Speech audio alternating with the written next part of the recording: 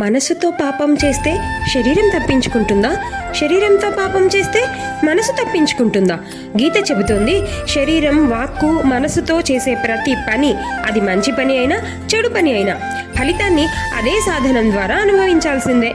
మనసులో పాపం మానసిక క్షోభగా వస్తుంది, శరీరంతో పాపం శారీరక కష్టంగా వస్తుంది. మనసును శుభ్రం చేసుకోవాలి. ఈర్ష్య, ద్వేషం, మోసం వంటి ఆలోచనలు విడిచిపెట్టడం ద్వారా. మాటను శుభ్రం చేసుకోవాలి. అబద్ధం, నింద, దూషణలు మానుకోవడం ద్వారా. శరీరం శుభ్రం చేసుకోవాలి. హింస, దొంగతనం, అనైతికమైన పనులు చేయకపోవడం ద్వారా.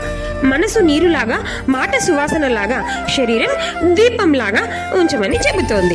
మరి ఈ భగవద్గీత రూల్ గుర్తుంచుకుంటే మన కర్మకథే మారిపోతుంది. అద్భుతమైన, ఆనందకరమైన విజయాలన్నీ మన జీవితంలో భాగంగా మారిపోతాయి. ఈ వీడియో మీకు నచ్చింది కదా? అయితే వెంటనే లైక్ చేయండి, షేర్ చేయండి, కామెంట్ చేయండి. గీతా చైతన్యం అని సబ్స్క్రైబ్ చేయండి. గీతా చైతన్యం. Thank you. శ్రీకృష్ణ అర్పణమస్తు.